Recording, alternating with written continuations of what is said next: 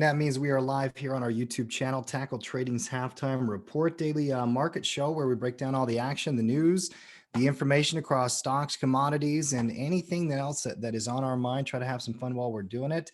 Welcome out, Team Tackle. Pop in the chat and let me know how you're doing this morning. Matt, first with you. How are you doing, brother? Doing good. Excited to be here with the crew. Got a lot to break down. We got a full crowd here. Got Coach Noah, Coach Cody, Coach Mark, Tim, myself. Obviously, we're going to break down the markets for everybody and talk a lot about stocks today.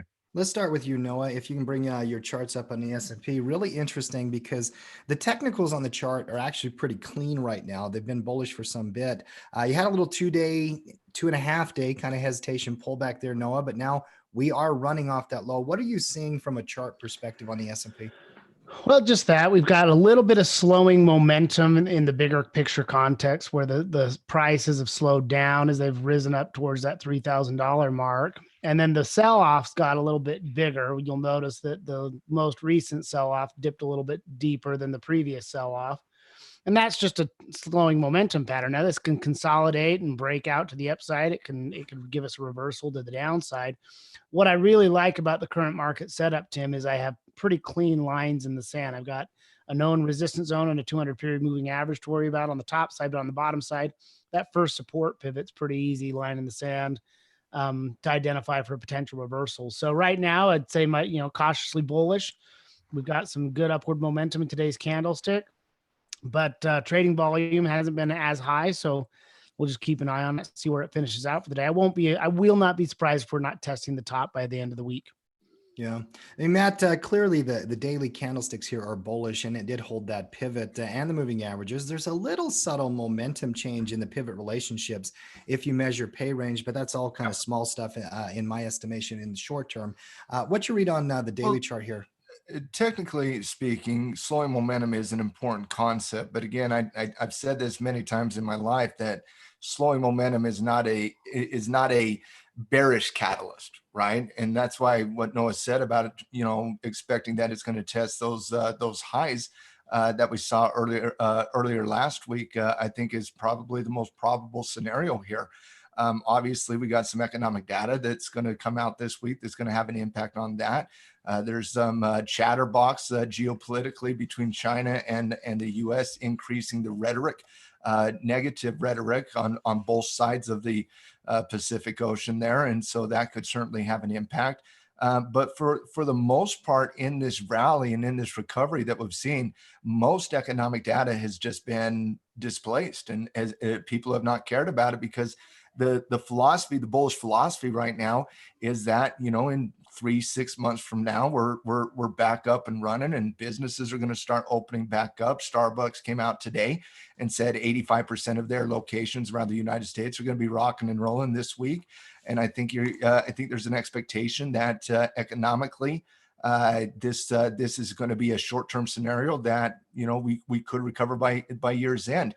I mean, Charles Evans, the Chicago central bank president, came out today and said, there's scenarios where we're back down to 5% unemployment by the end of the year, which is an argument for a V-shaped recovery. Now, a lot of those Fed projections have been wrong over the course of the last 12 years. That's why they've had to constantly pump in more money in terms of monetary policy, increasing their balance sheet. But I do think that is the bullish thesis. Whether that plays out or not, we're going to have to wait and see. But, from a technical perspective, slowing momentum does reduce the probability, but I fully expect a retest of those highs from last week, as Noah indicated as well. Mark, Team Awesome is winning today. What's your read on all this price Dude, action? Team Awesome wins every day. What are you talking about? Like, listen, if you pull up the SPY, you look at what a clean bounce off the 20-day moving average it was. Just textbook. Just if you ignore everything else and just focus on technicals, which traders should, right? The whole world can go to hell in 6 months, and that doesn't do anything to price action today. Day traders are famous for this. Like, they don't care what happens in the future. Short-term swing traders, price action is king. That's a clean bounce off the 20-day moving average. Like, just textbook. Pull back to the 20, bounce, lift up. I mean, so from a technical analysis perspective, bulls are in control. They have been for a while. What happens in the future for a short-term trader? Well, a day trader that closed out a trade yesterday on the bullish side, it doesn't matter. Short-term swing trader looking to capture quick profits, doesn't matter what happens 3 months from now. This is what we do at Tackle Trading. We focus on the technicals. We focus on short-term momentum action. Sign up for a 15-day free trial today and learn all about that kind of stuff. Noah, when you're below the 200 here, just technically, purely, do you, with the whole market, do you go try to find individual companies that are not below it, or do you think you can play the broad markets here? I mean, how would you approach this bounce? You can do it both ways, Tim. I actually, would say you'd be pretty comfortable trading that type of setup on the actual index here. But I also have been running scans for stocks that are back above all those moving averages, and all the top momentum and candidates that I've been finding that have really good relative strength compared to the rest of the market are back up above those 200 period moving averages. Some of them are even breaching and making all-time highs. So yeah, I personally search for individual stocks. Yeah. It's kind of like Mark's been saying, it's a stock picker's world. And that's one of the things I've been scanning for specifically, is give me the stuff that's back up above all those moving averages. Yeah, I still think the stay-at-home stocks and the tech companies that are fundamentally strong have cash to burn, like your Microsofts, are probably where you want to go. There is a separation in the marketplace during this recovery, where a lot of stocks are outperforming the market and they're not performing with the market indexes. You take two stocks, for example, take Microsoft here today post earnings. We've been talking about that potential breakout of 180 on Microsoft. It's currently at 182. It's confirming that's a potential swing trade on Microsoft. You're looking at, if you'll pull up Microsoft chart there, Noah, Target as well has reclaimed all of its moving averages and looking at a potential breakout on Target here as well. So I do believe, outside of day trading, if you're looking at swing trading, it's probably better to play the individual components that have outperformed in this market condition over the last, really 6 weeks, instead of, playing the broad market itself. I still think the broad market is a great day trading vehicle. But if you're looking for 3, 4, 5 day type swing trades, I think you're still looking at buying into strength here. Yeah. I mean, those stay-at-home stocks, the coronavirus plays a lot of them, like you're talking about, Matt. Microsoft here obviously is one of them. I mean, I'll add one other one then. Look at Shopify today. Here. Well, I will, but every time you guys say stay-at-home stocks, this is what comes to my mind. I'm a stay-at-home stock. One of the great characters of all time, for sure. Shopify. I mean, we're just seeing strength in certain names here, Mark. I know that you track this on a daily basis. Are you seeing rotation back into these companies that are that narrative that bulls can kind of wrap their head around, that no matter what happens, pull up Shopify, pull up Team, pull up Microsoft, pull up Amazon the last couple days. PayPal. Like, there are market darlings, and this is what I've been talking about with pro members and we did a lot over this last week. There are market darlings right now. If you look at the price action the last couple of days, it's different than you've seen any time in the last 6 weeks. There are clearly companies that people love. There are clearly companies people feel comfortable with. And so from a trading point of view, like, in the whole, do I trade the broad market versus an individual company? What's the broad market up today percentage wise? What's any of these darlings up percentage wise? Like the companies that individuals love, and we're getting a very clear picture of who those companies are, that team that didn't pull their guidance, that investors said, wow. And so the market darlings are completely in control right now. And so from a trading point of view, like, where do people love? Where's the sentiment at? And identifying watch list of those darlings helps you go a long way with finding great trading setups right now. Interesting question coming in from Steven in the chat. Does Shop W Amazon mean good things for Baba? Or is that totally separate because of China? I think that you got to separate this one a little bit. Obviously the chart is telling you that the market is not giving you the price action of those other aforementioned ones. Matt, thoughts on that question? I mean, Baba here kind of feels like a separate analysis, doesn't it? It does. Baba doesn't have the cachet that some of these other stocks in the market do right now. But whenever China and the U.S. starts increasing its rhetoric, especially given that we went through that trade war in 2018 and 2019, we saw a lot of these Chinese tech companies underperform the broader markets in that environment. And with the increasing chatter we're seeing out of the Trump administration and quite frankly out of Chinese state-run news media, which is basically a reflection of the Chinese government. It's something that I'm a little concerned about. Now, technically, Baba, somewhere around that 200-day moving average has been a good spot to look at it. Stop loss right underneath that 200-day if you're looking at something along those lines. But I still think the number one rule right now is you buy into strength. The stay-at-home stocks. We even with the economy opening up, guys, we haven't seen the financial firms rise. We haven't seen the credit card firms rise. We've seen energy stocks underperform, even with oil doing what it has over the course of the last few weeks, and even with some positive EPS numbers coming out of Chevron and on ExxonMobil. But these growth-based companies that are, a lot of them are stay-at-home. They have outperformed, and they have not, and it is not even close. And then you have your big dogs like your Apples and your Microsofts and your Amazons of the world. That just they have a lot of ability to withstand anything that happens economically in the short term. You're talking about companies that like Amazon and Google and Microsoft and Apple that have billions upon billions in cash reserves to withhandle anything that goes on economically in the short term. So I still think that is kind of the market mentality right now. Take a stock like Disney, which probably represents one of the biggest risks to the economy open up, because people won't be going to Disneyland parks as much as they will to a theater or a restaurant, in my opinion.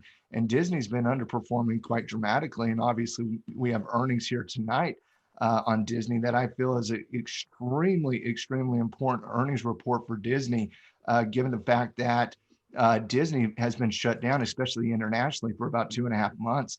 And even when the economy opens up, it's not like Disney's going to be one of those favored companies that we're just going to all of a sudden start going back to. I mean, this is a company, when you're talking about Disney, Tim, this is a company that drives about 37 to 40% of all of its revenue from its parks, its theaters, its cruise lines, and its live sporting events. And every single one of those scenarios, from parks to theaters to cruises and sporting events, probably do not perform as well as some of the areas of the market, even if we do open up the economy. So I think it's going to be fascinating to see that report. And I'm a little concerned about Disney here. Mark, what about you? I know you've had opinions about Disney for a long time. Here we are heading into earnings. Matt makes a lot of really good points about what we need to be watching for, but yet we've seen this theme in the market that, the market doesn't seem to care during this earnings season. They tend to be underpricing those risks. What's your read on Disney heading into earnings? Listen, what is it going to say? Things are terrible, right? So how much can terrible earnings report surprise? I totally, if I were to sell an out of them, I just don't see market volatility, because what are they going to say on their report that we don't already know? It's terrible, and it's going to continue to be terrible as long as things are shut down. Now, I still don't have any interest in owning Disney because of that simple fact, because it's going to be terrible. I don't, whether it's Baba or Disney or anything else, I don't know why anybody doesn't, if you're looking from a bullish trading perspective, doesn't comprise a watch list of those market darlings, those things that people love. They clearly love these companies. Disney, they're like, maybe they'll love Disney again if things get up and open and all right. I mean, come on, I want to be on the bullish side of the day. Hey, Disney, send me a memo when you're going to announce that you're going to reopen your parks, because Disney's going to skyrocket that day. Until that day, how do you even want to gamble on Disney? Well, much I mean, does the Disney Plus revenue save their downside risk? It's such a small amount. of Disney money compared to- Plus, yeah. Disney Plus has not performed well in any capacity since it was initially released last December. And you know, and quite frankly, they just don't have the catalog that Netflix or Amazon has. And They sell more cotton candy at Disneyland than they do They from their do. Disney Plus do. revenue. So got like, Disney $20 Plus churros. probably represents what, a couple percent of their overall revenue at this yeah, I point. mean, it's nothing. It's a nice little growth bonus one day, but it's not enough to stave off an avalanche. Mhm. You know, it's No, like putting well, it's I like was just putting gonna a say, face shield in Disney, front of an avalanche. What good is it going to do you? You know, you know, the So- new CEO got his job because of the growth in that area of Disney. And you know, there was wide speculation that it was going to go to the individual that runs their streaming, but it didn't. It went to the guy that runs, and I forget the guy's name off the top of my head, but when he replaced Bob Igor, it was because of the strength in this area of Disney. And this area of Disney, it's going to take a while for it to come back. Live sporting events are going to take a while before they come back in full force. Cruise lines, when's anybody going to get on a cruise line? A lot of cruise lines are declaring, Norwegians declaring bankruptcy right now, and most of them are completely shut down for months and months and months. You know, it's going to take consumer behavior to come back to theaters with the confidence to come back to theaters. It's going to take them some time for that. And Disney's revenue off a lot of their movies is where they show a lot of their profitability. And not to mention the parks and paying $25 for, you know, some cotton candy for your daughter. So this is just really concerning. And that's, you know, one of the reasons why I still think that the stay-at-home stocks are the way to go in this market. That's where the momentum in this market is. The safety plays of those blue chip mega cap companies. That's where people are as well. And the companies that have been really beat up based on the Corona situation over the course of the last couple months, they have not recovered to the same degree as some of these stay-at-home stocks. And the list on these stay-at-home stocks is getting bigger and bigger by the day.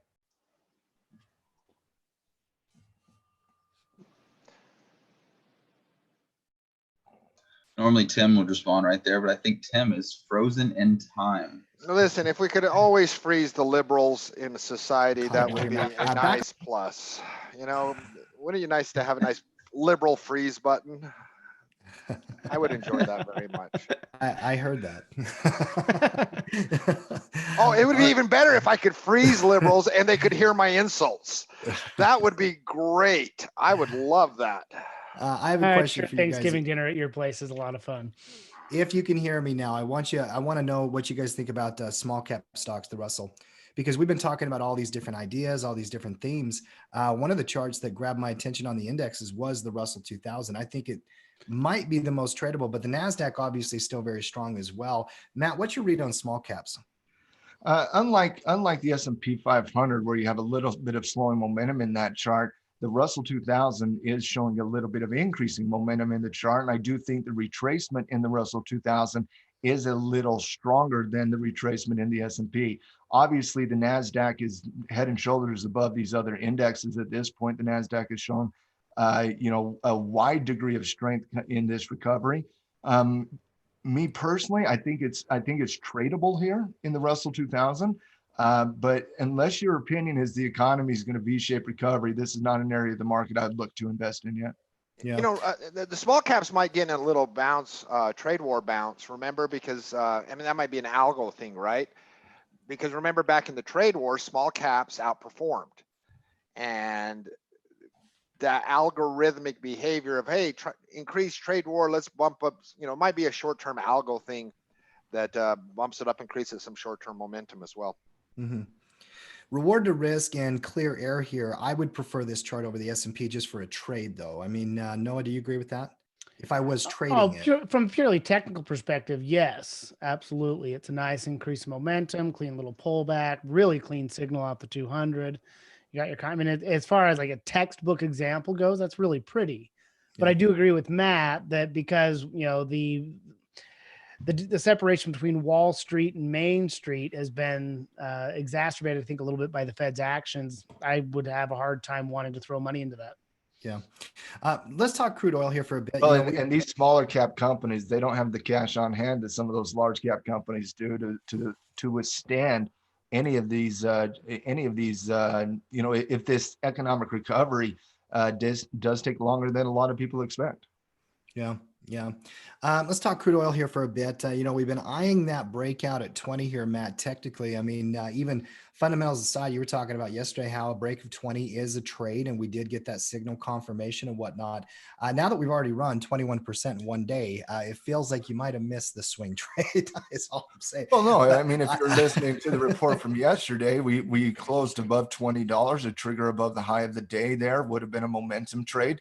But yeah, I mean, I was going to say nobody was expecting a 21% breakout type thing, but that's kind of what the ATR on crude oil is right now.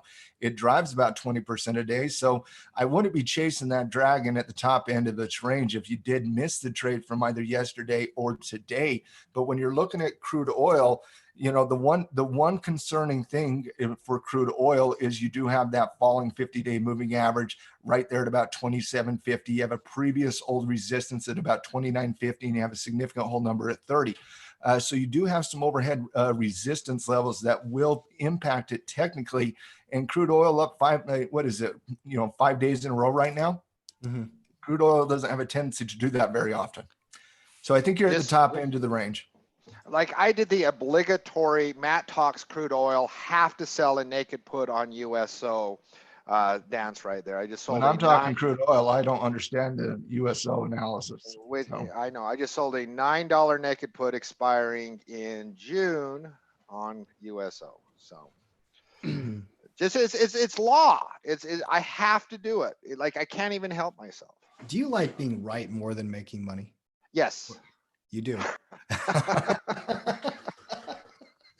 Oh, you goodness. already knew that, by the way. I did know that.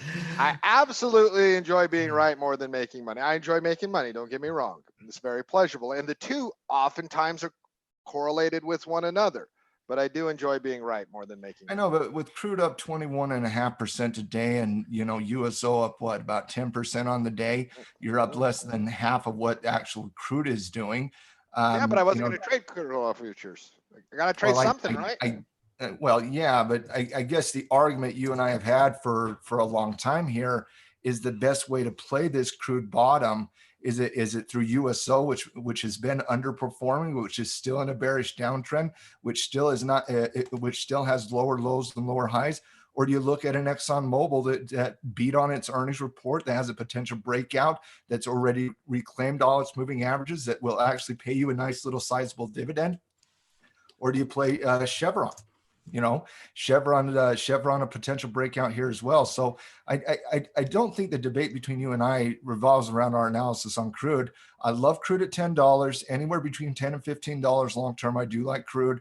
I do like it. I do like it as a momentum trade, like I said yesterday, above $20.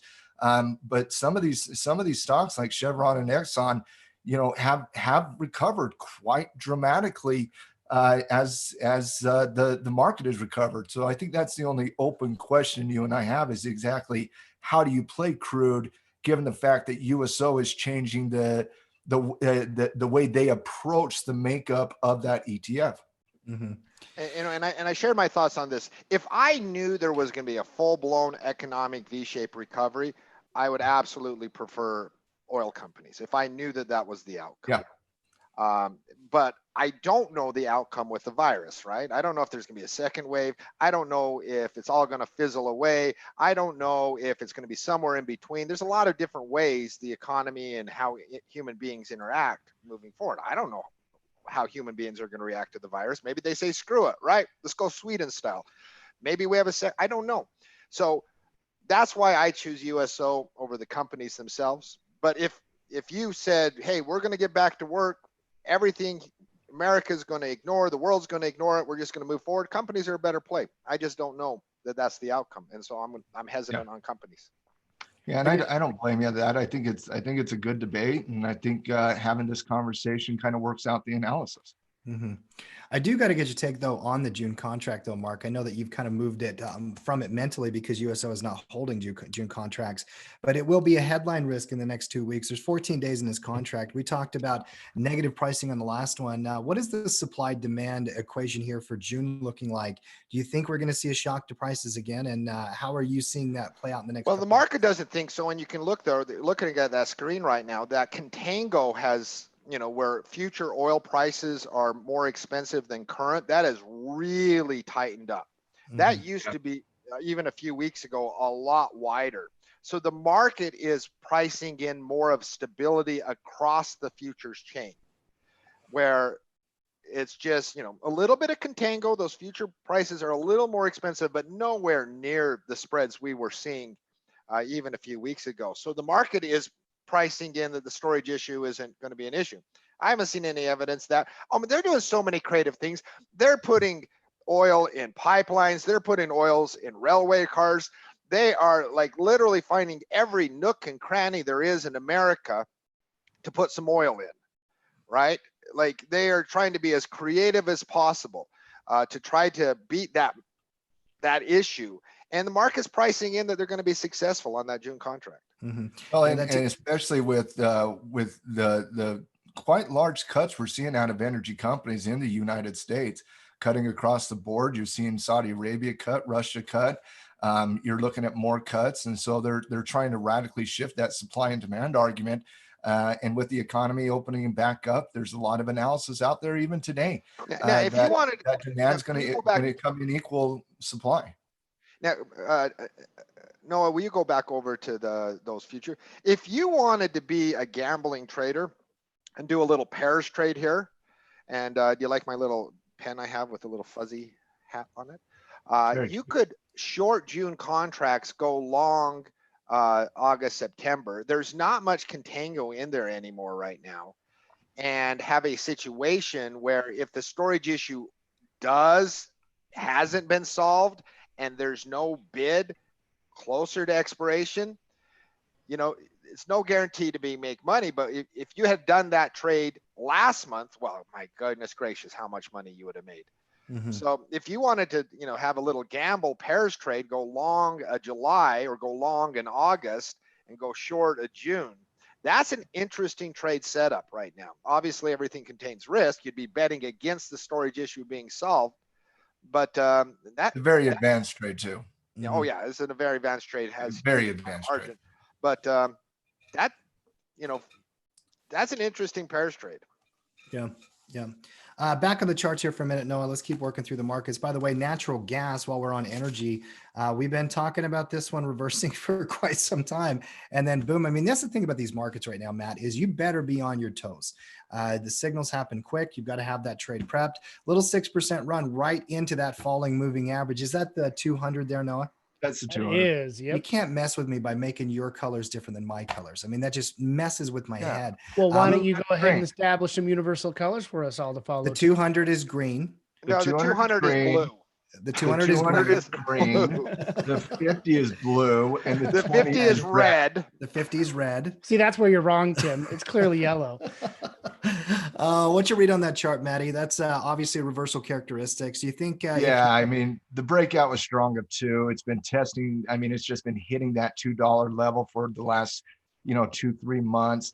It was very clear, on a potential breakout that was going to be a strong movement in natural gas. Kissing off the 200-day moving average. If you did nail the trade, you're probably locking in profit and you're not chasing this dragon at the top end of its range.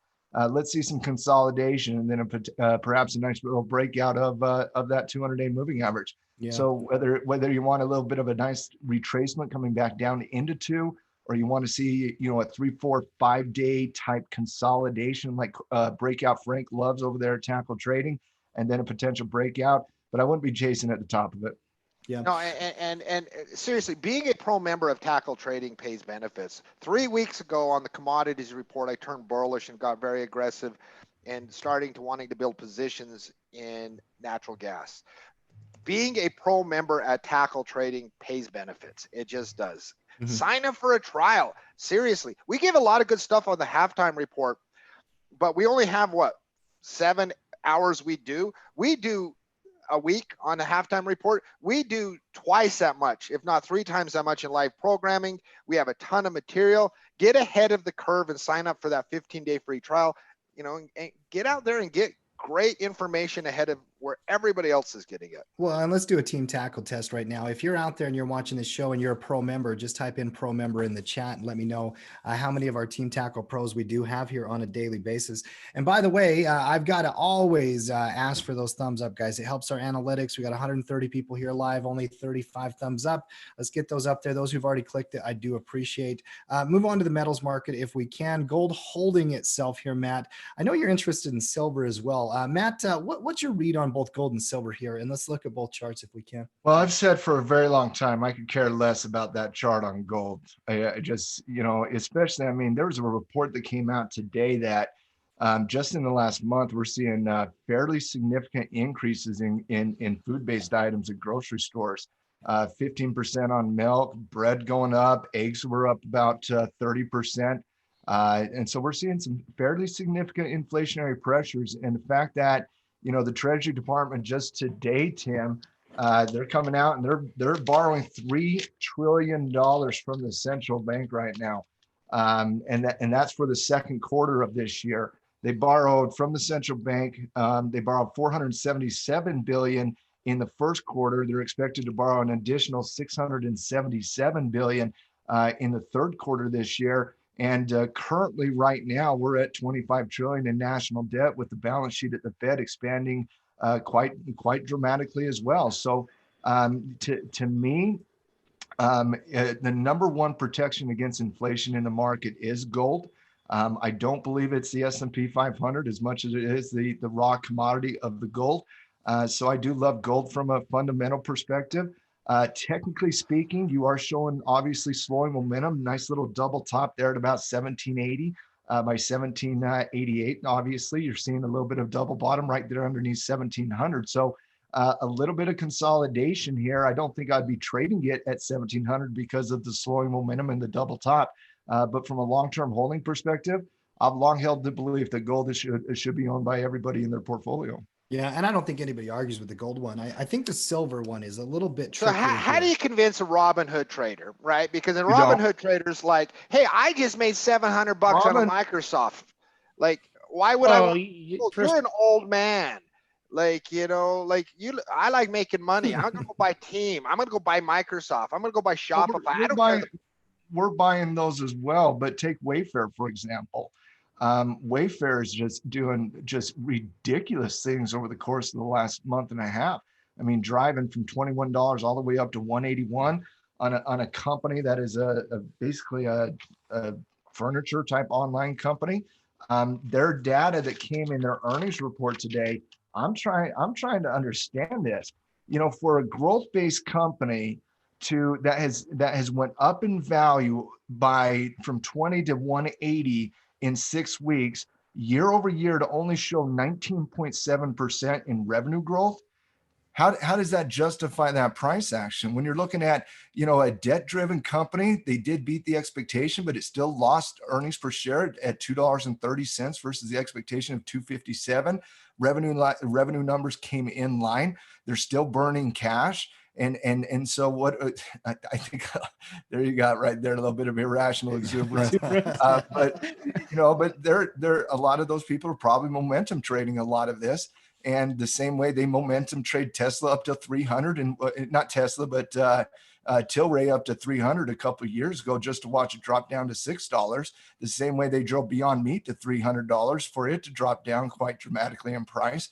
So in the short term, some of this stuff can get just fundamentally just out of whack, and you certainly don't want to, you know, go against that type of momentum. But when I see a company like this, I'm going to look for a short signal at some point in the future.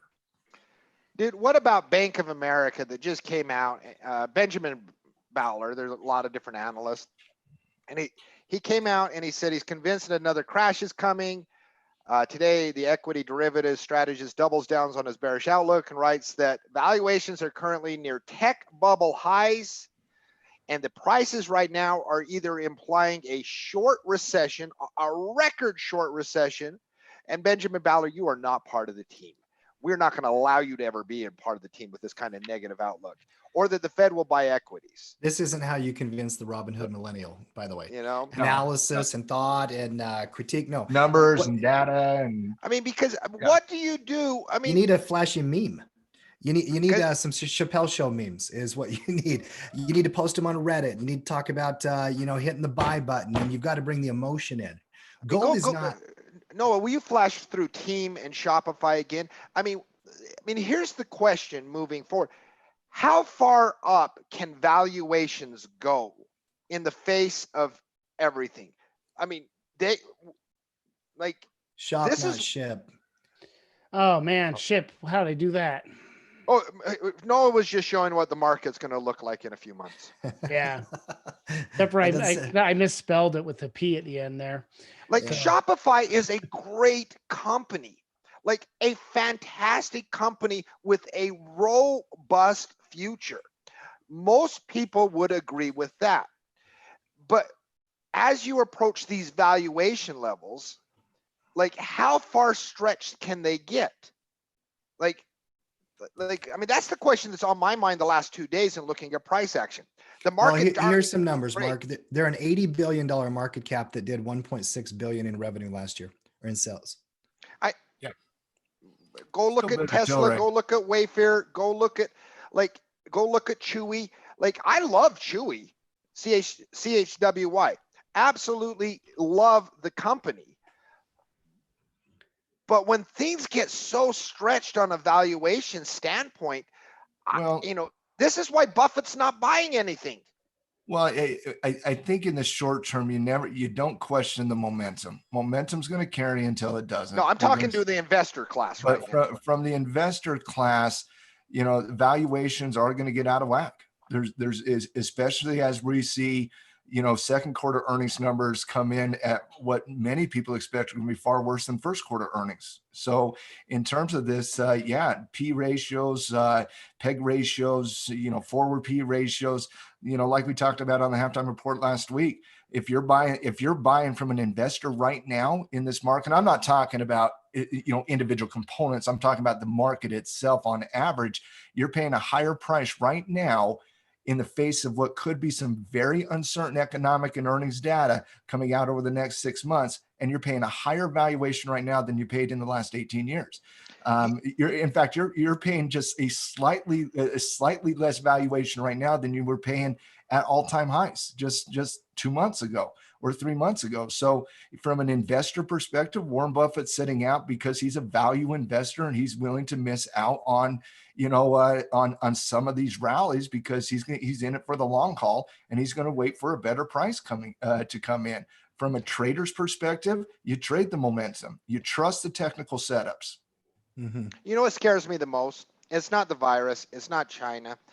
What scares me the most from a bullish perspective is that as valuations get stretched and people chase money, that a lot of retail investors on a serious reversal lose money and lose faith, right?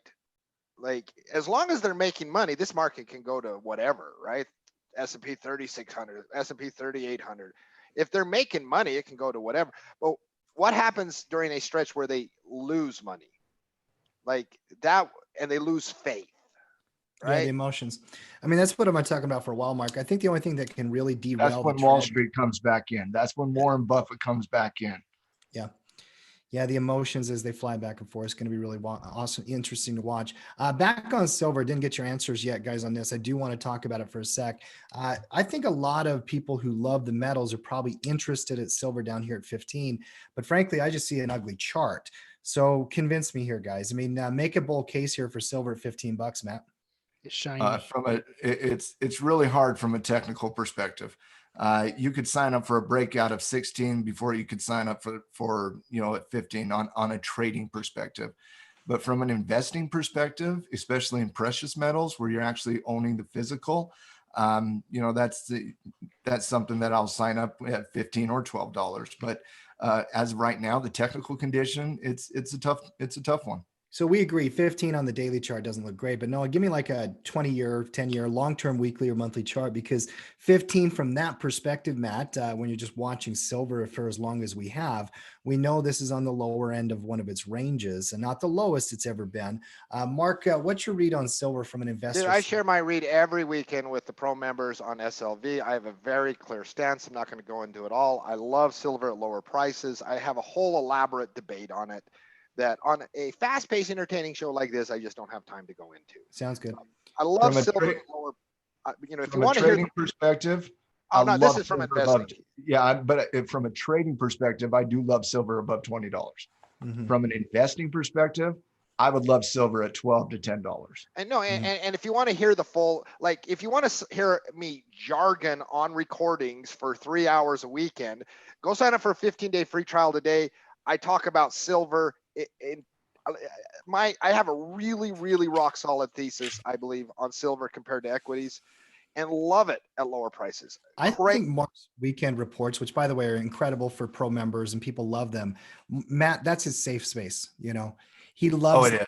because he's by himself. You know, he doesn't get challenged on He position. doesn't have to deal with us. He gets to spend as long as he wants analyzing all the commodities. And Mark, we're getting a lot of great feedback from our members. They do appreciate it. But Mark's got a very large fan base. You love that format, don't you? The weekend Well, reports. I like the ability to go into silver for 15, 16 minutes and the Mhm. reasons behind the argument. Because it's one thing for me to say, I love silver at $13 or I love silver at $12. It's another thing to detail the argument, the thesis, the reasons behind it so that individuals can make their own decision. Like, this is my logic. You know, you do all what you want to do. This is the reasons I'm doing it. Not just that I'm doing it, but the reasons why I'm doing it. Guys, we might be getting trolled right now. Rich Davis in the chat. Rich, if you're a real person, I appreciate you. But he says, I've got $200 to put into Robinhood. What should I buy? Not Robinhood. And if this Whatever you want. if this is the first time to our show, Rich, come back every day and learn from us. We Hey, love I'll give having Rich an beginners. answer. Yeah. I'll give Rich an Education answer. before application there, Rich. Yeah. You got See, with 200 proper bucks. education, you don't have to answer you don't have to ask those questions. I love questions like this, by the way. And Rich, you know, we want new investors to come and learn the markets. I mean, that's always how it is. And it's a little intimidating when you're brand new. There's no question about it, Mark. So let's answer Rich's questions. Forget the Robinhood part of it, but you're a new investor. You got a bit of money to put into the market. What do you do? Are you Well, kidding me? there's- With Robinhood, you could have like $48,000 with their margin requirements With their right crazy margins. Yeah. No, I mean, there's a fundamental question we always ask when people come as a new pro member to Tackle Trading and we're getting to know them. We always, I mean, what are you trying to accomplish, right? Now, can you put $200 a month into your trading account? Can you, you know, I mean, how old are you? What are your objectives? You know, do you have the personality to be a short-term trader? I mean, there's so many things that factor into that decision, right? Like now, if I'm like, yeah, I can put $200 a month. I'm not going to be actively trading. I'm looking for dividends. Then we try to gear you towards a certain set of skill sets. So blanketly saying I got $200, what should I do? What that tells me is that you want to make some quick money. Well, that's not what we do at Tackle Trading. You know, now, are there programs in which can help you learn to make quick money? Day trading, swing trading? Sure, absolutely. But you have to learn those systems before you just try to go gamble. Because if you're just like, hey, I want to turn this 200 to 300 in the next 3 weeks, guess what? You're going to lose all your money. And I'll tell you what. Well, you might as well go to Vegas because they'll serve you a free cocktail. Well, eventually they will. And they won't sell your Well, data. They won't shut down when market volatility comes back, and you won't even have access to your trading account, all that jazz. But you know, an interesting company that is on my mind, it kind of just made me think of it, is Newmont Mining right now. Newmont Mining, you know, reported earnings just last night. They came in at slightly under EPS numbers at 40 cents a share versus the expectation of 43. Revenue came in line about $2.6 billion year. But here's the kicker, and here's what I love about Newmont right now. Revenue actually increased year over year by 43.2% on a gold company. And unlike a lot of these other companies that, you know, we get a lot of concern about the valuation from an investing perspective, Newmont Mining is still rocking a 16 PE ratio right now against a 5-year average of 35. And so if you compare it against what a lot of what's happening in the market, you're looking at a fairly cheap valuation despite the price going up over close to 100% in the last 6 weeks.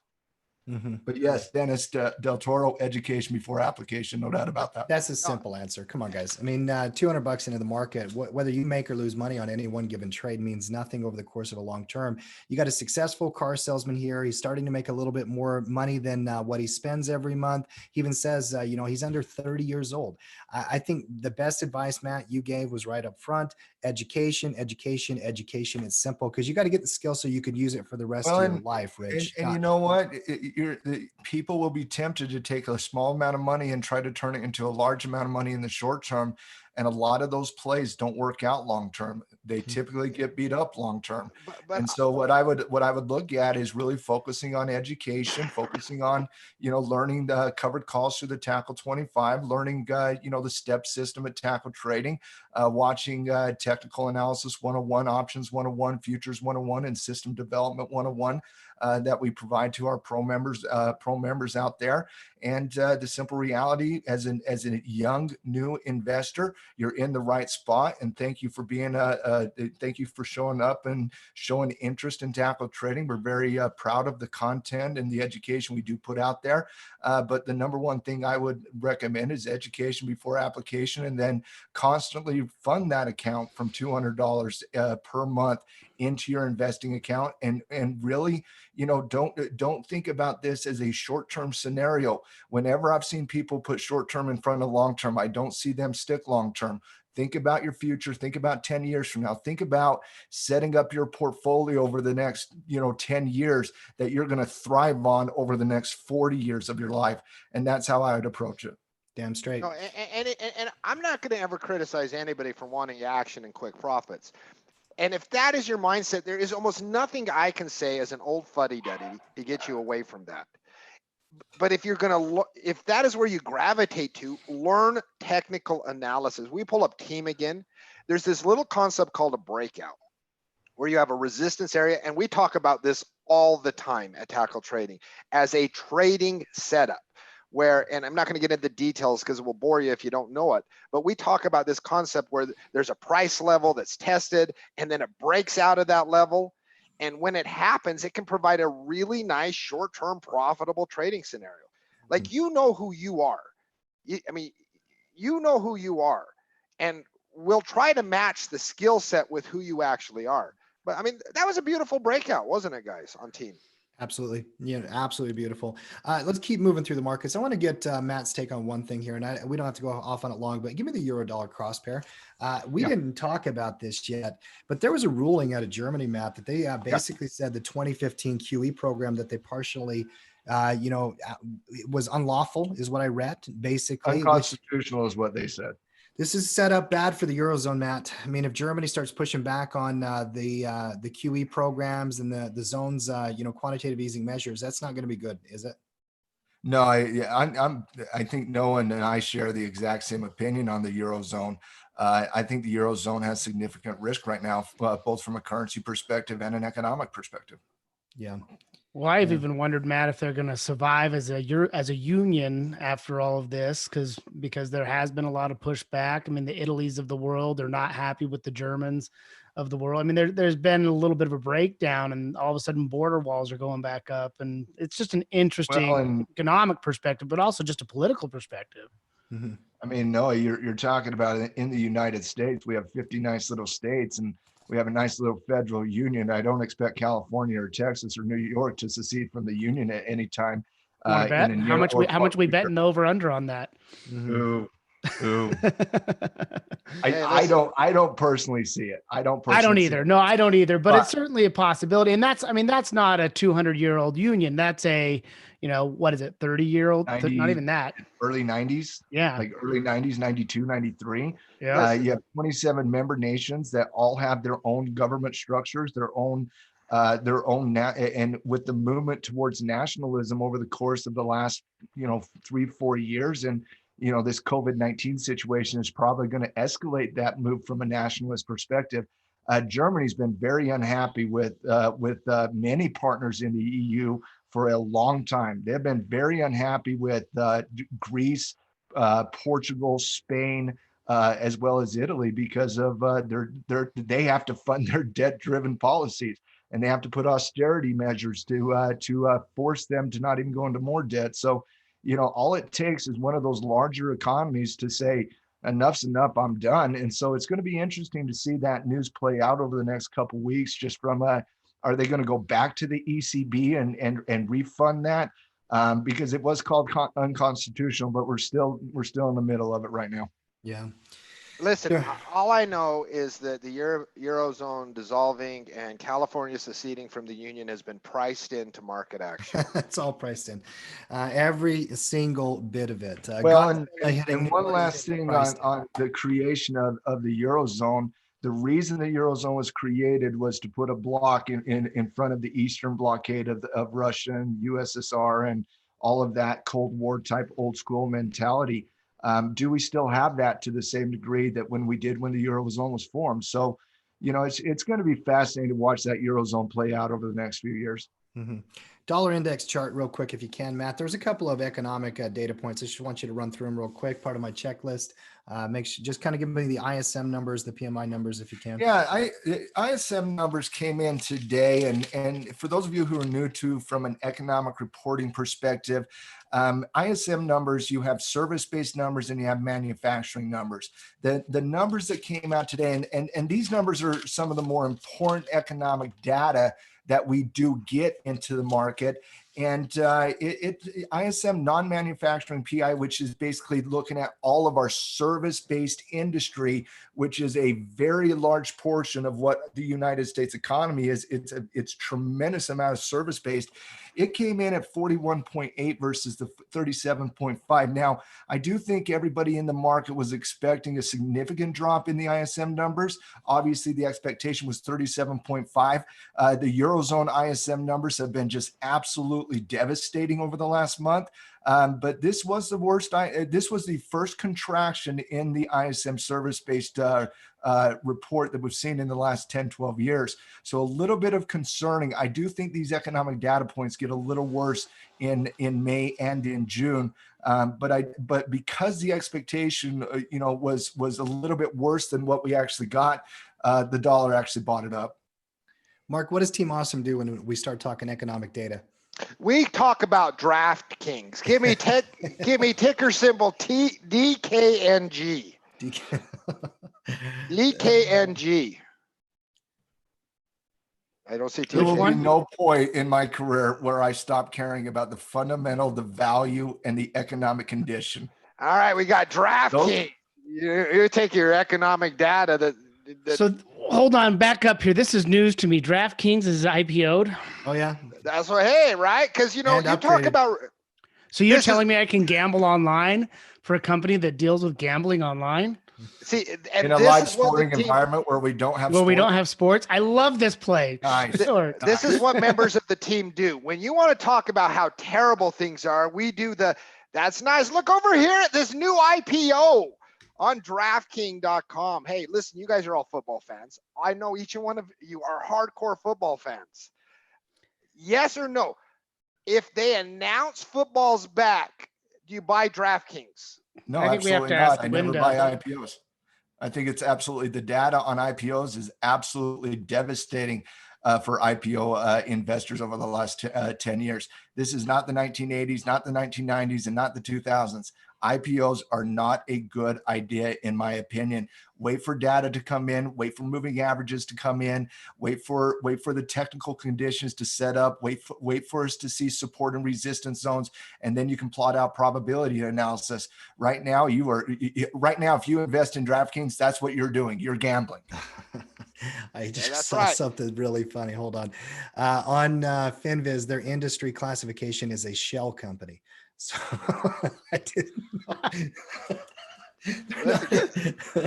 All I know is that from a trading point of view, the second they announce football's back, I'm betting on this stock. Trading Well, wise. I mean, but Mark, it's not just football. I mean, what about baseball? What about basketball? What about college football? What about golf? What about fantasy sports that DraftKings in as well? So, You know, I do think you're seeing a national movement in nationalizing gambling. DraftKings is set up in a very good positions for that. They've gotten out of their legal battles with the state of New York and the state of Jersey. So could this be a play in the future? Maybe, but can we at least see one earnings report first? Two. No, Give me two earnings you don't reports. get it. See, this No. this Mark, I know stock, damn well you don't invest in IPOs. you know, I'm gonna go buy 10. That's not part of the team, Matt. Dude, That's not part I of the am team. buying 10 shares right now of DraftKings. Irrational. Oh, that is a on bold display. move there. You know, You're showing your commitment to the team on 10 shares. Got a Dude, little, yeah, got a nibble at least, or else. Well, you're you not know, part of the that's team. enough money, Mark, to buy the whole team lunch, really. There you no, go. okay, listen, and this is why I bring up DraftKings, all right? Because I'm sick of missing out from the Beyond Meats and these. There's this millennial hot, whatever it is, and we see this irrational crap happening with companies like this, where for a time period, they just build up. They just build up. And once again, everything Matt said from an investing standpoint, 1000% couldn't be truer. But there's a little gamble in me, right? There's a little gamble in me, not from investing, from a trading point of view. That's like, this is the type of company that people can be like, oh, wow, this is awesome. And once again, the mindset these days has, look at Wayfair. Look at Tesla. Look what Beyond Meat did at the Wayfair start. also got slaughtered. Beyond Meat got slaughtered. Tilray got slaughtered. But you made And a for lot of money on the for way up. No, you did not. For every Okay. one of those, really, based on what? We know they sold? Okay, listen, if you don't sell after a huge gain, you're just an idiot. But Well, even right. all of those companies took time, Mark. I mean, Chewy, one of Look- your favorites, it was suppressed for a year before it started rallying. You know, Well, so and I'm Tim, just- for every IPO that has momentum to the top side, like we saw in Beyond Meat, you have a Lyft and an Uber. I now own 10 shares. You have 3 IPOs for every one that works out. From a probability perspective, I just don't like it. Irrational exuberance on display here. I'm all about DraftKings. Listen, we need football back. Yeah, where's Max Loss here? Dude, Max Loss only shows up on the podcast. You know, Max Loss is a free agent. Oh, let's move on. Let's talk some other companies here. United Airlines, Matt, they actually came out and asked there, and I think I saw questions earlier. What do you guys think of Delta? We'll give the whole airline analysis right now. UAL, if you can hear Noah. United Airlines asked their employees to lay themselves off, Matt? Is that what you were telling me? The COO came out and stated that you should probably just fire. They didn't say it like this, but this is how it came across, is that they might as well just fire themselves. And the expectation is they are going to lay off 30% of their workforce, including a lot of airline pilots and, flight attendants and, people that work on the ground and so on and so forth by October. This is an area of the market that I have zero interest in, absolutely no interest in any capacity. And if Warren Buffett dumps every share of an industry that he's been heavily invested in, I think that's very telling for this industry. There was a report today that stated it's going to take between 2 and 3 years for this industry to stabilize and see consumer behavior feel confident enough to go on airlines and start traveling to the same degree. Is there going to be an opportunity on a United or a Delta or a Southwest at some point in the future? Yes, I do believe that point. There will be that point, but I don't believe that's in the face of an industry that, name me another industry that is impacted more. Maybe cruise lines. Yeah, but airlines are bigger, right? I mean, Airlines are bigger. Yeah, obviously the aviation industry, and I've read reports in the last week or two from all kinds of different analysts that think that demand for air travel and travel in general is probably going to take 18 to 24 months to come back. Yeah, and that's based on and a big part of that airline travel isn't families going on vacation; it's corporations sending employees out, going to conferences and so on and so forth. And I just have a tendency to believe that a lot of corporations are going to go to a virtual conference environment until they feel safe with their employees. And I think that's the responsible thing to do. I think they're going to have to do that. There's no question about it. There's some earnings companies, Matt, that you had on your list you want to round out. Kind of walk through us one at a time if you can.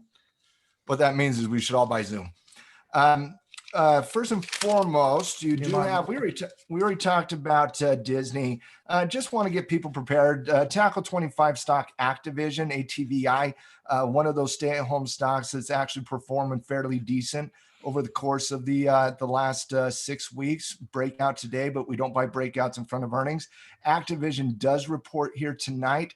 A company very similar to that, EA Sports, they are reporting tonight as well. Match.com, EA's doing very similar. Those things are so correlated right now. Match.com, they're going to be reporting earnings here tonight. And then Pinterest, one of the dirty, sexy money candidates that was a new candidate to the DSM list, PINS there, Noah. Pinterest does report as well tonight. And obviously Pinterest has been underperforming a lot of the broad market over the course of the last year or so. A couple of important companies that are reporting before the bell tomorrow morning. CVS healthcare company. CVS is reporting earnings here in the morning. We talked about Shopify. Shopify is reporting earnings in the morning as well, which means if you bought that breakout, you need to get out of it by the end of the day because we don't hold short-term trades through earnings. And then another gold stock, gold, GOLD. One of my Newmont Mining is my favorite gold company, but you know, Barrick Gold merged with Rand Gold a couple of years ago. Nice little juggernaut that has a potential to break out in momentum if we get some positive earnings coming out of that as well. You know, one other company reporting earnings tomorrow is Wendy's, and I saw a report that 20% of their stores don't have beef patties. You can get beef in the chili, I guess, but not hamburgers at a Wendy's. Mark, do you think that's a short term? Yeah. They had to pull hamburgers off 20% of their stores in the short term. So there's a supply chain problem here, Mark. What does Team Awesome out here when they hear stuff like this? I mean, they don't like this, do they? Mark is on mute. Nerve-wracking. He took his headset off. He sat it in the other room. He literally, now this is where, you know, we were talking earlier and he was making fun of me because I was frozen. Now he can't even hear us. I'm just staring at him. So obviously Team Awesome is not listening. They're putting on their earmuffs and they're muting it. Hold on. He's attempting sign language here. Hold on. I think there's only one thing that he's going to do right now. I bet the battery, he probably had his battery. The battery ran out, I'm pretty sure. I'm guessing. A couple more companies I do want to talk about. Hertz, you know, and we're talking about travel and all these hit industries. This might be just as hit from a financial impact, Matt. Obviously, retail stores, these kind of companies, car rentals, it's potentially filing Chapter 11 bankruptcy soon is what I read. Not a good storyline, obviously. It's a movement we've seen in this industry. In related note, though, Uber as well, a ride-hailing service. We were talking yesterday and somebody was in the chat saying, well, their Uber Eats is up. Well, they actually had to shut down Uber Eats in 8 different markets. It's not been a profitable segment of their business. And I actually, investors kind of liked that. But the Uber Eats segment, do you use Uber Eats, Matt, by the way? Do you use any of those delivery services? You know what? I've used a couple of those delivery services recently. Yeah. I really needed some hot and sour soup. And so I got me some hot and sour soup last night. So yeah. I gotcha. You know, it's interesting though, they're not that profitable yet. So the implication, the assumption that based on current behavior, these companies are making money on certain things, not necessarily, not till we get the data. Earnings on this one's going to be very, very interesting. I do want to talk about Pfizer, and they are starting to do human testing on the vaccine. And that obviously create a little short-term pop in their stock price. This was one of the storylines we talked about a couple of weeks ago on a podcast of the bull thesis, the medical and healthcare responses, even if it's not founded, even if it's not gone through trial, even if it's not any of that, it does create these short-term bumps in some of these companies. But don't you think they jumped the gun on a lot of these guys? I mean, we saw this with so many different stocks in the last couple of weeks, where there's no medicine behind it yet, but it's just a headline, boom, rumor, and then it is rumor. I mean, but it was Pfizer that came out today and said that they're hopeful that they'll have a vaccine that you know is ready to rock and roll by the end of the year. Now, I'm not a medical professional. Cody would be the guy to go to on that, but I mean, we've seen a lot of those headlines, but at least it was Pfizer the one saying it this time. Mm-hmm. I do like hearing that one of the larger companies is getting more optimistic on it. So one of the things that is also needs to be thought about is during times like this, a lot of these companies that usually keep their own proprietary information and there's studies going on. When it comes to something like this and the COVID-19 vaccine, they're sharing information to try to help mitigate and understand the virus better. So from that, someone like Pfizer coming out and multiple companies coming out, some are going for mitigation, some are going for the vaccine. I see that as positive. Mm-hmm. One more company, then I want to do some sector analysis here. Tesla, you know, Elon had that tirade on Friday, which I think is just one of the funniest things. If you haven't seen his Twitter account, go and look at his tweets from the last week. Very, very interesting. He came out on Friday when the stock was about the same price it is now, and said, our stock price is too high. I'm selling all my worldly possessions. I'm selling my houses. Fight against the darkness of the night or something. He was clearly out of his mind, and the stock is now back up to where it was when he started tweeting, Matt. Even when the CEO, I know. Even when the CEO comes out and says, I don't understand why our stock price is so high. I don't understand why our market cap exceeds the market cap of Ferrari, GM, Ford, and all these other car manufacturers in the US. Have you seen that meme where the market cap on Tesla versus the revenue compared to all the other auto manufacturers? I haven't. Where it kind of breaks it down, where Tesla's got the same market cap as like 7 of the big automakers combined. And they produce like however many billion in revenue, and then the auto manufacturers are producing an equal amount of revenue, you know, in trillions of dollars versus billions of dollars. It's definitely overvalued. But you know, the good news is he's a dad now, so maybe he'll I don't know. It's crazy. Can you imagine the look on all the short sellers' face whenever Elon said that? They're like, "We've been saying this for years," and it still goes up. So yeah. But what's happening with Tesla, and what's been happening with Tesla for years and years and years now, is two things. Number one, not Tesla, but Elon has an army of fans, an absolute army of fans, that if you say anything bad about Elon, you're criticizing their firstborn. That's number one. But number two, there's a strategic bet that some in the investor class, some on Wall Street, are making on Tesla, that as society moves away from fossil fuels and moves to more clean tech, take Singapore and Malaysia, for example, that Tesla's in a very strong position to help with some of that infrastructure as well. So I do think those two things are what really kind of keeps the valuation of Tesla up. Now, I certainly agree with with Elon, that his stock price is too high for revenues, right? But people are betting on Tesla for the next 10 years. Yeah. And I do buy into the long-term thing. I don't think Tesla corners that market, by the way, but they are set up for some of them. No, but they are the brand name in that market. Yeah, I get it. They might not be the best one. They might not have the revenue, but they have the brand. Dude, brands matter though. I got a wonderful Toyota hybrid. I'm telling you, it's a great car, and it was half the price of a Tesla. So, well, but okay, take you remember Simon Sinek, Start With Why, right?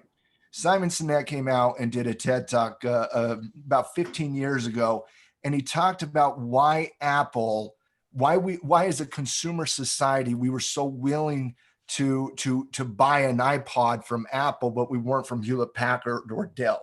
And why did Apple eventually become that biggest company in the world with a $1.1 trillion market cap, and a brand that just not everybody, but most people have a positive opinion about Apple. And the reason was they had the message, they had the why, and they had the brand. And so even though sometimes I question the valuation of Tesla in regards to their revenues, they do have that why, they do have that message, and they do have that brand. And so at some point, Apple was not the juggernaut of a 16 PE ratio. It was overvalued as well. So I think the one thing that you can say about Tesla is they do have that message and why and brand, and people are betting on them to be that brand that leads the clean tech. Yeah. And Linda does make a point. Have you driven a Tesla? They are very nice. I'm sure they're wonderful cars. I've never driven one. I've never actually driven one. Maybe I got to get behind the wheel there, Linda, and take a Tesla for a test drive. It'll change your life. It might make my mind up, no question about it. By the way, while we're talking automakers, give me a look at race here. You know, there's that movie that came out recently. We've been talking about all these production makers. Ferrari now is bigger than Ford. So the Ford versus Ferrari, in this example, Ferrari is winning. Ferrari, and you guys were talking market cap. Ferrari's 29 billion. Now look at Ford, only 19 billion, where Tesla is 156 billion. Incredible to me. I mean, there's this whole conversation when you start thinking about how much revenue and how much money these other companies actually do. I mean, Tesla's revenue last year amount was 24 billion in sales. Ford, 155 billion. The fundamental metrics still, you can make all those long-term arguments about brand and all this kind of stuff, and that's what they're buying. You're talking about a vastly different scenario with those two companies, though. One, you're talking about a company in Ford that is an established brand, no doubt about that, but it's a value company. Tesla's not a value company. Tesla's a growth company. And I think sometimes we look at those market caps and we look at those valuations and we're like, wow, how in the world can Tesla be this valuation when Ford and GM and Ferrari and, you know, all the Toyota Motors and so on and so forth don't. And it's just one is growth and the other are value. Mm-hmm. Well, those are the ones I got here, guys. Let's start wrapping up with final thoughts of the companies. Matt, anything else on your list you want to make sure we hit? No, I think we hit it all on my list. Marky, I see you're back. Is that right? Dude, I'm just looking at DraftKings now going up in price, you know? So listen, growth companies, I'm done missing out on stuff. I got a lot of gamble in me. And I think if the market is going to continually suspend valuations on the Wayfarers, on the Chewies, on the Teslas, on the Shopifys, on the Amazons, I don't think that mindset ever changes. But that's trading, and let's make sure trading's fine, and trading's a wonderful but thing. It's not only trading, it's also like position trading. And even if you look to buy dips, but if you look to buy dips, if there is a market correction, like I'll make a very simple statement. You ain't holding DraftKings longer than a year. I know you. No. You will get something to happen, and then you would unload it. So if I make a quick profit, it's The trading. official position of Tackle Trading is we don't buy IPOs until the data suggests we buy IPOs. And even FOMO rallies on these like Shopify's and all that, Mark, if you buy the momentum, that's trading. There's nothing wrong with trading with. dude, I'm going to build a position in DraftKings. I'm going to build a position in DraftKings. So it's fun watching him lose his mind live on our program every day, Matt. Yeah. It's one of my favorite things. Yeah, I know. And me losing my mind makes me money, like on those naked puts last week. You know, those FOMO rallies.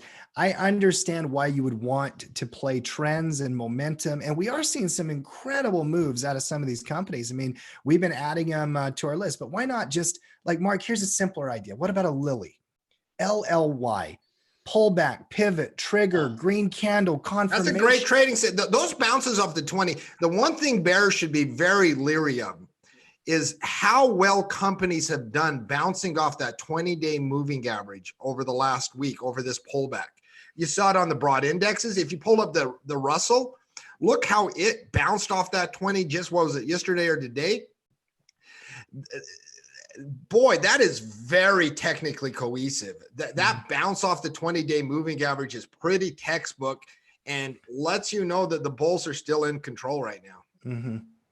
Or even a DocuSign. You know, I'm looking at the coronavirus watch. Says, look at DOC. I just want to remind people that the bears come back fast. I'm still a bear, by the way. It's just not the day for it, I guess. I think we're always going to trade the momentum, but I do think it's foolish to put the chips in the middle of the table right now. Well, nobody should put their chips in the middle of the table. These valuations are insane. I'm just talking about like trading. This is I'm just talking trading momentum. Yeah, this is a trading environment, and Yeah. the bulls are winning that, and the bulls are winning that in the short term. Oh, anyone that invests at these levels, well, listen, there's individual companies that have really good valuations, but I mean, the broad market valuation is concerning right now. Mm-hmm. to say the least. Well, fun show here today, boys. Obviously, a lot to unpack each day on a daily basis. By the way, there was a couple of different sectors showing strength. I want to get your last take on this. Why is healthcare, tech, and energy so strong right now? And are those areas that you're focused on, Matt? I mean, if you were going to play momentum and trend out of healthcare, energy, and tech, what are you seeing there? Well, a lot of the healthcare movement has been in pharmaceuticals that have held up. Take Gilead Science, for example, and that's a large area of the healthcare space. I'm not a pharmaceutical guy, so I'm not really playing the healthcare space. Plus, the healthcare space has a very high valuation right now in comparison to a lot of the other sectors out there. I think tech is whenever you start talking about sector analysis, I think it really starts with tech 1A, 1B, and 1C. You do have some interesting type momentum plays on a couple of these other sectors, like we talked about with energy just earlier today. Perhaps a nice little breakout, forming on the energy sector. We're seeing a lot of those stocks do very similar, such as ExxonMobil, Valero, Phillips 66, as well as Chevron, which make up a big portion of this space. If there's a space I wouldn't touch, it's financial. I think that has tremendous risk in it right now. Some of the other sectors, some of those safe haven sectors like utilities, has not been performing as well as some of those other broader markets, consumer staples, as well as real estate. But like I've said many times, a bet on tech is typically a bet you're going to win, far more than on DraftKings. You know, this is weird what happens here. We got to stay live here for a few minutes. I got to see some numbers here, some analytics. Our YouTube viewership in the last 5 minutes just jumped up about 50. And yeah, we've seen that a few times when we go from right there in the 75-minute mark of our show. It's really interesting. It's like the algorithms push it somehow. Bring up Google. Let's see if we can bribe these algorithms right now. Google owns YouTube. Google, real quick. Hey, Google's breaking out, buddy. You want to bring up the chart? I'm actually literally going to go Google some stuff right now. Oh, no. Well, you can go Google memes after. But look at that beautiful pullback pivot. Now we're breaking out and running. I think maybe the greatest company in the history of companies, right? I mean, they own YouTube and we're on YouTube right here. I got nothing bad to say about Google. Mark, you want to put me on the team? I'm on Team Google right now, forever. I'm just going to go look to short something. That's not being a positive member of the team. No, Timmy's never right. All right. So whatever Tim says, I know I can make money on the other side. So yeah, Google's got momentum behind it. It's breaking out. That's a nice breakout on Google. Yeah, it's a beautiful breakout. There's no question about it. I kind of like the Microsoft breakout a little bit more though. Yeah. Mark, Google got a price target upgrade today. Oh, did they? Yeah, I think it's 1750 at some bank. I can't remember who did it. By the way, Mark, one of your boys, Bill Ackman, he's definitely part of your team now. He actually built a bigger position in your stock QSR. Did you see that news? No, I talked about QSR last week. I sold a naked put here on the show at 37.50, expiring next week ahead of earnings. I sold that. Listen, I hope, and you asked me a question earlier on Wendy's. I hope that the short-term beef shortage thing creates an algo sell-off on fast food, right? Because no matter what the future looks like, fast food is a place I want to be. And while QSR isn't exclusive, they do own Tim Hortons. Popeye numbers are off the charts, pre-pandemic levels already. Burger King numbers not too shabby. We've seen what Wendy's stock price. I hope we get a beef shortage sell-off spook fast food burger chains, because I definitely at lower price levels in particular, really am interested in QSR and Wendy's. They seem, with the numbers we have gotten in the month of April with shutdowns, fast food didn't do too shabby. So QSR is definitely a company that I'm looking to acquire. That put's probably going to expire worthless. Bill Ackman is a great American hero. That is all I can say. Not only Bill Ackman, but Deutsche Bank calls Alphabet its favorite mega cap tech idea. So now we got to bring Deutsche Bank into the team, Mark. Matt, how do you feel? Listen, if Mark wants to bring Deutsche Bank in the team, I'm not joining that team. You're joining the team anyways. But yeah, QSR, that fast food play. So I hope we get there's no burgers. I mean, that type of news story really could prompt a sell-off in fast food, I'm going to look to buy that dip if it occurs. If we get a significant dip in Wendy's, significant dip in QSR, don't like McDonald's as much because of the international exposure, in particular in Europe. Don't like it as much, but Wendy's, QSR, give me a big dip in either one of those, and I'm all over it. Kind of quick last things here, just as we wrap them up here. Tonight, we have our coaches show, 8:30 p.m. Eastern. If you are here on our channel for the very first time, give me a subscribe, click the bell. We do this live every day that the markets are open at 12:30 p.m. Eastern time, right? The midday, why we call it the Tackle Trading Halftime Report. And for all of my loyal crew out there, just to kind of give me a big shout out to our new members, just type in pro member if you are a pro member in my chat right now. Let's represent Team Tackle. Great job today, Matt. Great job today, Noah. You made me want to go find all the streaming episodes of the Chappelle Show, by the way. That's definitely one I could rewatch. You gotta love Dave Chappelle. Well, I think he's the top comedian right now. Greatest sketch show of all time, right? Don't you think, guys? I mean, How is there any other Saturday discussion? Night Live, you can make a discussion about longevity and all that kind of stuff, I guess. But I'm putting Chappelle's Show up there for me. Oh, Yeah. for sure. All right. Pro membership, Mark, people can sign up. You've become our pitch man here, obviously. I don't know how that ever happened, but you are the best at it, better than I am by a long shot. How do people sign up? What do they get pro membership? Listen, if you want to hear, like, we have so many things to offer at Tackle Trading from a learning perspective. But aside from the many, many different systems that we teach, the many, just dozens and dozens of hours of recorded professional training, we offer a variety of live shows where you hear really detailed analysis and inner thoughts on what we believe is going to happen and teaching principles and concepts and this and that. It is a great community to become a part of. It is an entrepreneurial community. It is not a collective mindset, because great minds and diverse minds aren't going to always share the same opinion. But one thing that is common is an entrepreneurial spirit, a desire to succeed. Those that call it home, like as I do, listen, I love this community. Sign up. Well, tackletrading.com. Go to the store page and sign up, or you can email me at team@tackletrading, and I'll get you set up with a trial membership. Maddie? Well, and one thing I do feel is really unique about our community is there's a true care for every single person in the community, not just from the coaches to the community, but from the community itself as well.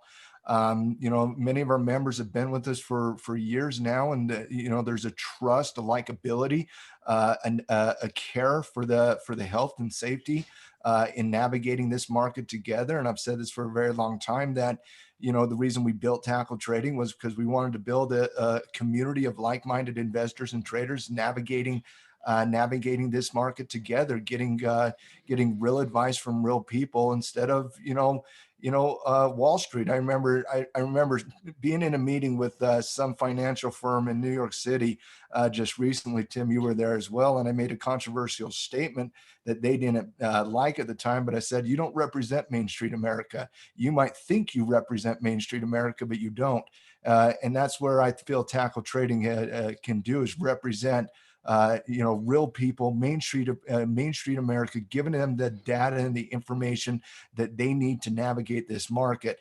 And yes, you have to put up with some of our intricacies sometimes, but we really do appreciate that as we just try to give real analysis. And the last thing I'll say is we had a wonderful podcast from yesterday. Tim did it, and if you haven't watched the video on YouTube, please do it, but please download the podcast as well. Noah, if you go to tradingjustice.com very quickly.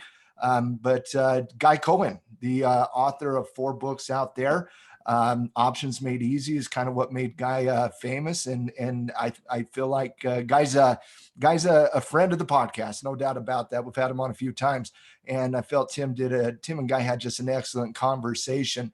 And just me and Mark just kind of sat in the back just listening to it, and both of us felt it was an amazing conversation with a great trader and a great friend of Tackle Trading and the Trading Justice podcast. So definitely download the podcast. You can watch the actual live video of them having that conversation on our Tackle Trading YouTube channel as well. And if you enjoy the podcast, the number one way to help us get views on the podcast is to get out there and give us a nice little 5-star review on iTunes, and that helps Apple's algorithms kind of find more eyeballs for our community. The same way more views and more likes on YouTube helps us get more people in our nice little community at Tackle Trading. So you guys are amazing. We love you. Had a great show here today. Thanks Noah and Tim and Mark and Cody. Really appreciate the work and effort you guys put in on a daily basis. Awesome job, guys. We are out for today. We'll be back tomorrow, and make sure that you come join us in the Coaches Show tonight on site. And then tomorrow we do have that special webinar as well, 7 p.m. Eastern, where Coach Gino is going to be talking about his 5G watch list. So keep an eye out for that. We're out.